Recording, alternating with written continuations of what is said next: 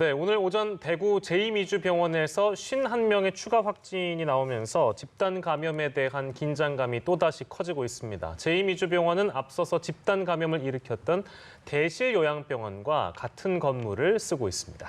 네, 1차 전수조사 당시 종사자 모두 음성 판정이 됐던 제2미주병원에서 이렇게 집단 감염이 발생한 원인은 무엇인지 오늘 백순영 가톨릭의대 미생물학교실 교수 그리고 유용아 한국외대 초빙 교수 모시고 함께 짚어보겠습니다. 어서 오십시오. 어서 오시죠. 네, 안녕하십니까? 예, 또 새로운 상황이 발생해서 아무래도 걱정입니다. 51명이나 추가 확진을 받아서요. 근데 이게 대실요양병원 발생했을 때 같은 건물을 쓰고 있기 때문에 출입구 동선도 완벽히 분리했었다라는 뭐 그런 얘기도 있고 해서 이게 원인이 뭐라고 봐야 될지 사실 잘 모르겠네요.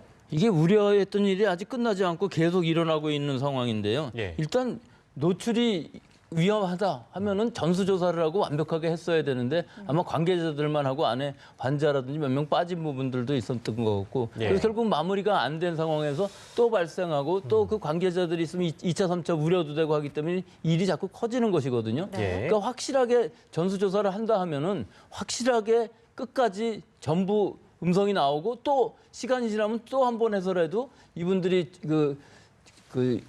뭐라 그럴까 잠복기에 있을 때 예, 예. 그거를 완전히 그 위험성을 회피를 해야 되는데 예. 그 부분이 확실히 안 됐기 때문에 지금 시간이 많이 지난 다음에 이런 상황이 자꾸 나오는 것 같아서 아주 우려스럽습니다. 네, 네. 더욱이 걱정되는 것은 지금 49명 정도에 대한 검사 결과가 아직 나오지 않은 상태고 지금 이 제2미주병원 역시 고위험군 이제 환자가 많을 것으로 예상이 되고 있다는 점인데 추가 확진자 가능성도 염려가 되는 상황이네요. 그렇죠. 추가 확진자도 계속 나올 것이고 또 뭐 여러 명이 또 2차, 3차 접촉도 있었던 거 다 다시 밝혀야 되고 굉장히 일이 커지는데 결국은 아직까지는 우리 방역당국의 통제 범위 안에는 있는 것으로 보이지만 문제는 여기서 끝나는 것이 아니고 과연 대구 경북 지방의 이 요양병원, 이 병원만 그럴까요?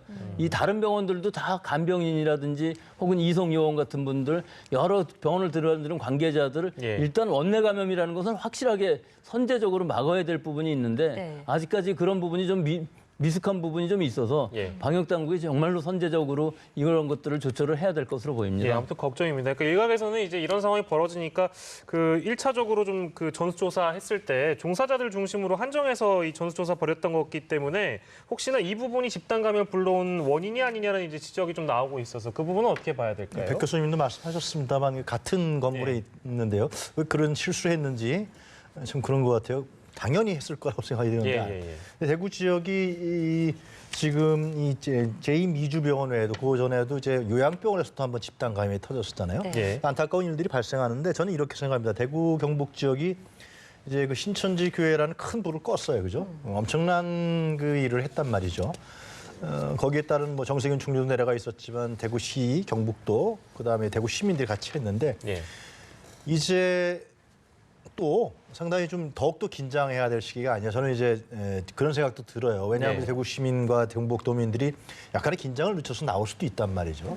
그럴 경우에 곳곳에 내관이 있기 때문에 이런 부분들을 어떻게 할 것이냐라는 문제가 대구시장이라든가 지금 뭐 병원에 있습니다만 경북도지사가 해야 될 일이 아니냐 같이 그것이 결국은 선제적이고 적극적이고 그런 방역 체계와 함께 시민들이 같이 협력적으로 하는 시스템을 어떻게 만들어낼 건가가 중요한 것 같아요. 네. 그런 일들 또 해내지 않으면은 대구 경북 지역이 큰 불을 껐는데 자꾸만 이런 불이 자꾸만 잔불이 발생하니까 네. 시민들은 불안해질 것이고 어떤 그런 종합적인 대책들이 좀 세밀하고 치밀한 대책들이 좀 나와야 되지 않겠느냐. 네. 어차피 이게 일상적 방역 시스템으로 들어가기 때문에 예. 그런 분들이 좀 필요할 것 같습니다. 네, 예. 앞서 살짝 말씀해 주셨지만 지금 대구 방역의 컨트롤 타워인 권영진 대구시장이 실신해서 지금 병원에 입원 중인데 워낙 대구의 상황이 심각했고 지금 코로나19가 이제 장기화가 되면서 아무래도 피로가 많이 누적이 됐던 것 같아요. 근데 이런 상황에서 또 이렇게 집단 감염이 발생을 하니까 이제 컨트롤 타워의 부재가 좀 우려가 되거든요. 그렇죠. 빨리 회복해서 시장이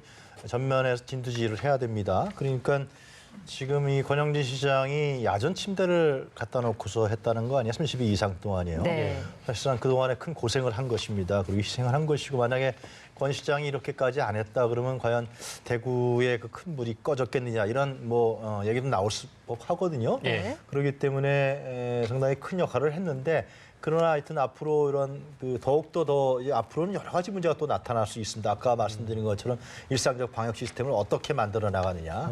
질본이 아니라 지방자치에서 알아서 해야 된단 말이죠. 예. 지자체에서 그 문제도 남아 있고 그다음에 이제 경제 문제도 남아 있고 이런 부분이기 때문에 권 시장이 빨리 체력을 회복해서 이제 좀 자기 건강도 페이스도 좀 조절할 필요가 있어요 스스로. 네. 그렇게 해서 이제 컨트롤 타워에 빨리 복귀해야 된다고 생각합니다. 예. 미국발 입국자에 대해서도 방역 조치 강화하기로 했는데, 그러니까 일각에서는 뭐 결국엔 이 내용은 뭐 매일 반복되고 있습니다만 모든 입국자, 그러니까 모든 입국자를 격리하자 뭐 이런 강한 주장까지 나와서요. 그런 주장에 대해서는 우리 백 교수님 어떻게 좀 보고 계세요? 예, 뭐 최악의 상황이 닥치면은 그렇게까지도 해야 되겠죠. 하지만 예. 지금 상황에서 탄력적으로 방역을 하는 것이 맞는 것이기 때문에 네. 지금 제일 위험도가 높은 것이 유럽발이었었고 예. 유럽발 환자들이 그 확진되는 사람들이 많았었기 때문에 지금 전수조사를 하고 있는 상황이거든요.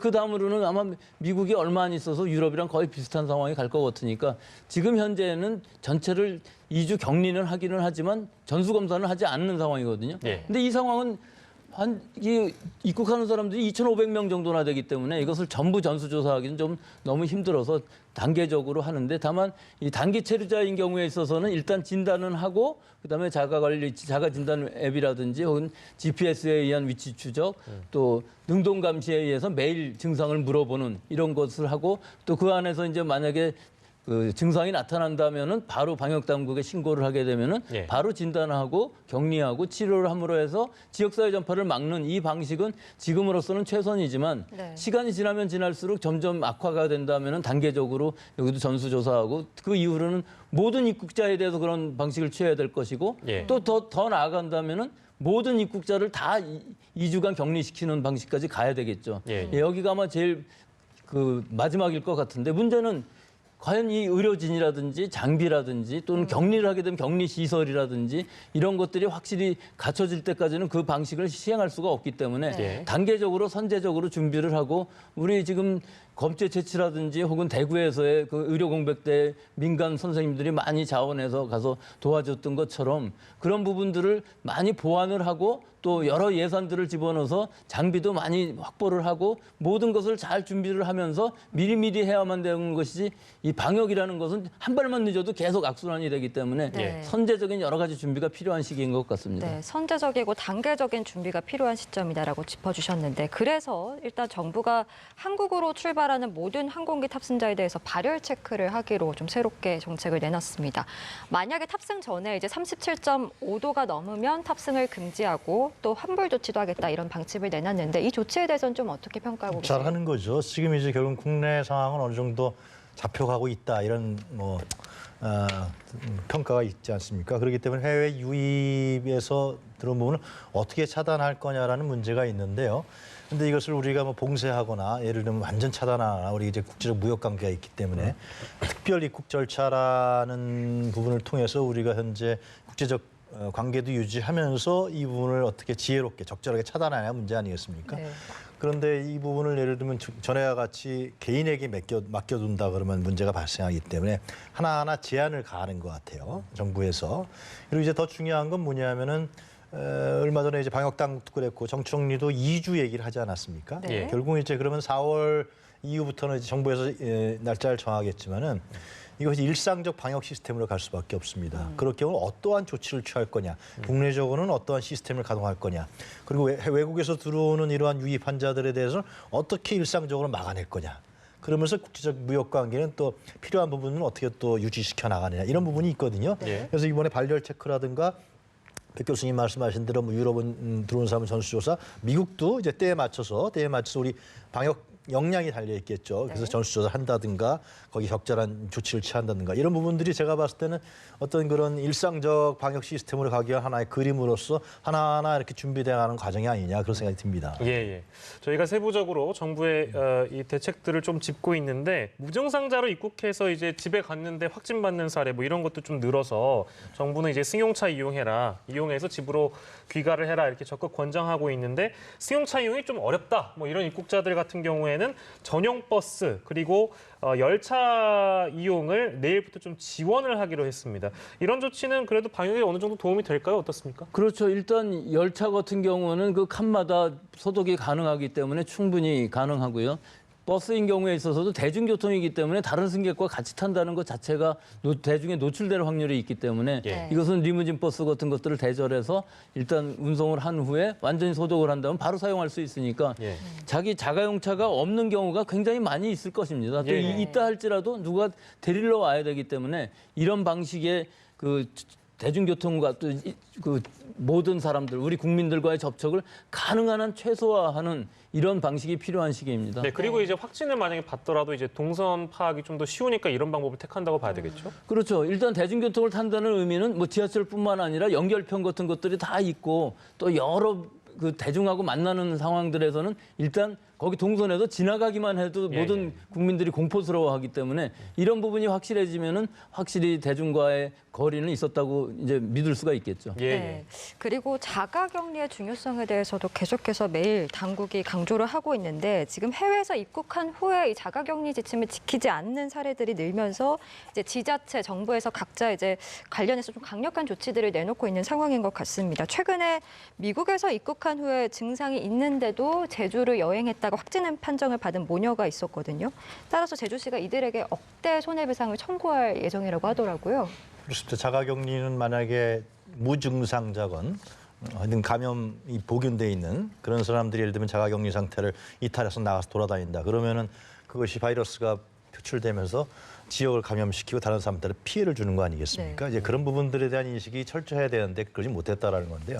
지금까지 우리의 이런 그 시스템은 자발적 협력적 통제 시스템이라고 저는 여겨집니다. 그러니까 국민들이 그렇게 한 겁니다, 실제로. 네. 근데 이제 기간이 굉장히 지났어요. 지났기 때문에 자가격리도 그런 차원에서 이제 협력을 구하고 권고하고 그리고 종용을 했던 것인데 네. 그리고 비용까지 지불하지 않습니까, 실제로.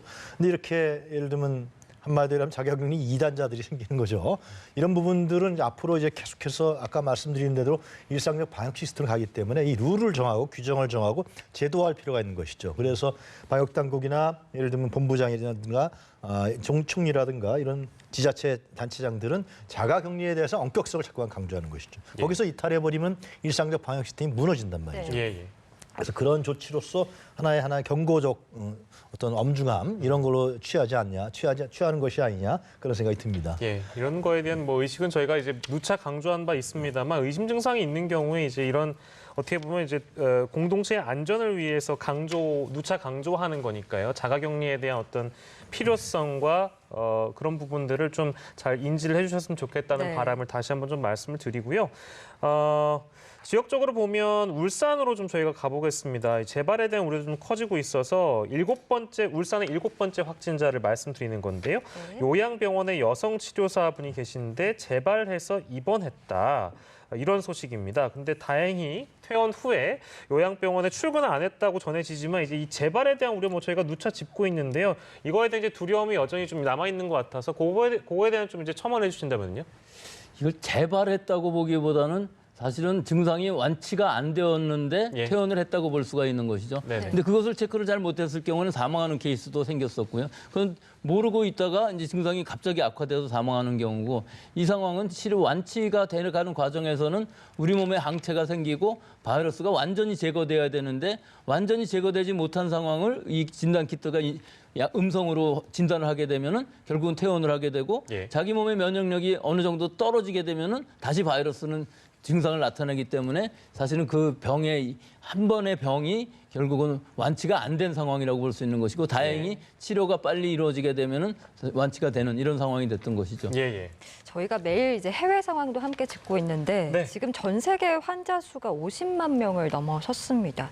특히 미국의 확진자가 이제 중국을 넘어서 세계 1위가 됐는데 그럼에도 더 무서운 거는 지금 여전히 미국의 전문가들은 최악의 상황은 아직 오지 않았다라고 말하고 있거든요. 미국의 상황을 좀 어떻게 진단하고 계세요? 그렇습니다. 미국의 상황은 초기 대응이 완전히 실패를 했기 때문에 지역사회 전파가 만연이 되어 있는 상황이거든요. 그런데다가 동부 지역의 뉴욕주라든지 이 인구가 밀집된 지역에서 발생을 하게 되면은 결국은 그 병상이 모자라게 되는 상황이 일어나게 되고요. 지금 현재도 계속 뉴욕주에서는 병상이 모자라고 자기네 그 인공호흡기 같은 것들도 뭐 2명이 같이 쓰고 있는 이런 상황이라고 하기 때문에 네. 예, 뉴욕주 같은 데서 이제 해결 방법은 우리 그 생활치료센터처럼 많은 임시병상들을 만들고 또 여러 군인들이라든지 혹은 뭐 병원선이라든지 또 여러 가지 연방 정부의 병원들도 많이 있어요. 그런 병상들을 다 사용을 한다 할지라도 결국은 경증 환자가 입원해 있는 상황에서는 의료 공백이 일어날 수밖에 없는 상황이거든요. 네. 우리나라에서도 보시다시피 그 대구 경북 지방에서 의료 공백이 일어날 때에는 많은 사람들이 입원도 못 해보고 사망하는 케이스도 생기는 것이거든요.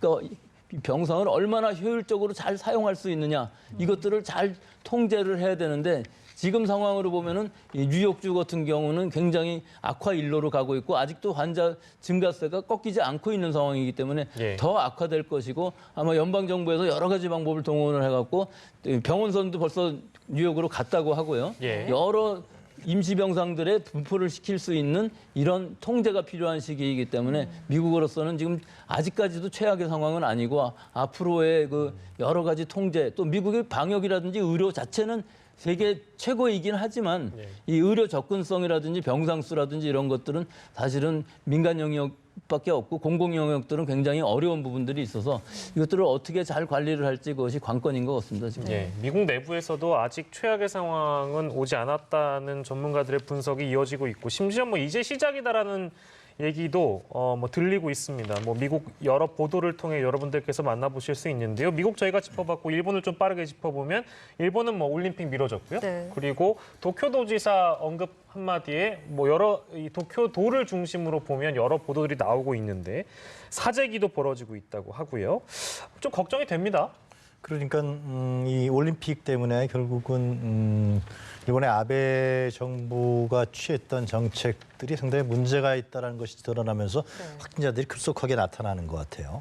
그러니까 그것을 뭐 확인되는 사실은 아닙니다만 하여튼 이제 억제하고 통제했다라는 거 아닙니까? 확진 관계를 이제 그런 부분들이 분출돼서 나오는 것 같은데 어떻게 보면 미국보다도 이제 제2의 어떤 그런 진앙지로서 일본이 우려된다는 얘기들이 외신에서 계속 보도가 되고 있습니다. 예.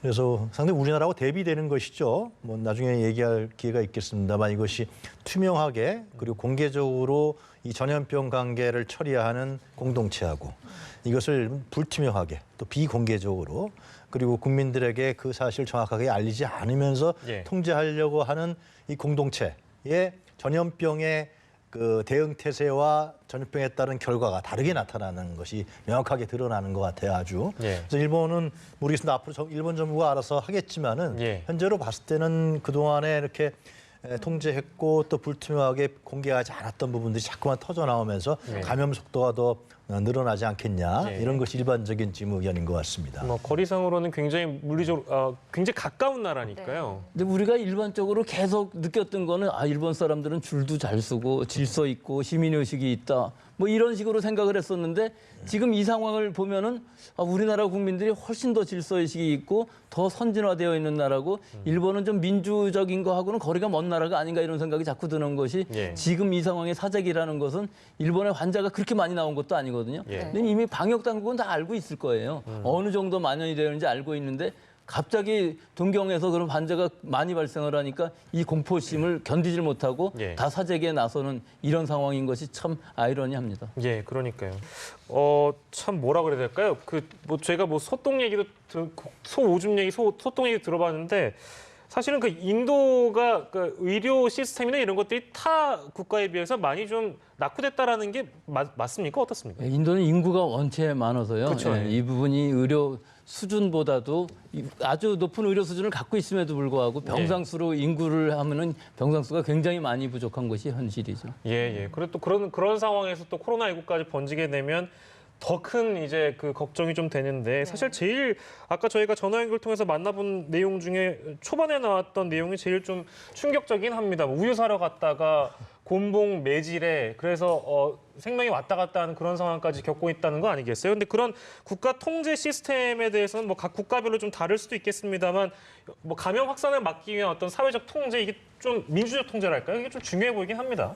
그러니까 이 코로나19라는 이 전염성화한 감염병으로 인해서 각 국가에 네. 현재 모든 세계 각 국가의 예를 들면 민주적인 능력이라든가 네. 아니면 뭐 지금 말씀드린 의료 시스템 문제, 공공의료 문제 이런 제반 또 문화와 수준, 질에 대한 문제가 다 드러나는 것 같아요. 예. 결국은 이러한 그 전염병, 이게 전쟁이 아니잖아요. 무슨 총과 무기를 싸우는 게 아니기 때문에 예. 군사 무기 우수함이 아니란 말이죠. 이 전염병 바이러스의 대처하는 방법은 결국은 우리 한국이 지금 국제적 모델을 보여주고 있는데 민주적인 자발적 협력 통제 그리고 우리의 공공의료 시스템, 국민건강보험제도라든가 이런 부분들이 나름대로 축적돼 있고 완비돼 있을 때 전염병을 이겨낼 수 있다라는 건데요. 예. 이 인도 같은 경우는 상당히 그런 부분이 취약한 것이죠. 네. 13억 인구 아닙니까? 예. 인도가.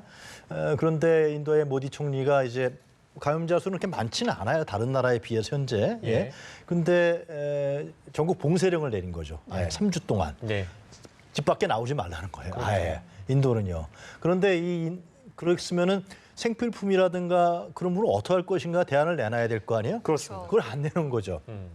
예를 들어 우리나라처럼 이렇게 배달 시스템이 잘 돼 있고 IT 산업이 발전돼 있으면 우리는 이걸 시키면 된단 말이죠. 예, 예. 스마트폰으로 시켜도 되고 인터넷 시키면 다 가져오는데 예. 인도는 그렇게 안 돼 있어요. 그러면 이제 결국 인도 국민들은 나와서 생필품을 사러 올 거 아니에요? 네. 예. 나오지 말라.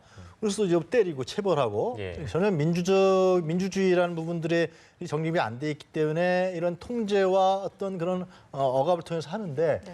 현재 뭐 인도의 입장에서 봤을 때는 그렇지 않으면 이건 막을 길이 없다고 판단하는 것 같아요. 예. 모디 총리가. 예. 그런데 이제 이런 부분들이 과연 어느 정도 효과는 보겠지만은 그 어느 정도까지 이런 부분들의 방역 시스템으로 갈 것이냐라는 부분 또 다른 부분이 여러 가지 마이너스가 될 수밖에 없는 것이죠. 경제라든가 여러 가지 부분에서 마이너스 될 수밖에 없는데 그걸 감수하고 하겠다는 것이죠. 예. 해외 토픽에서 날 정도로 상당히 좀 그 국가의 능력들이 확실한 적나라한 모습이 이번에 다 드러나는 것 같아요. 네, 그렇습니다. 알겠습니다. 오늘 두 분 모시고 코로나19 국내외 상황에 대해서 짚어봤습니다.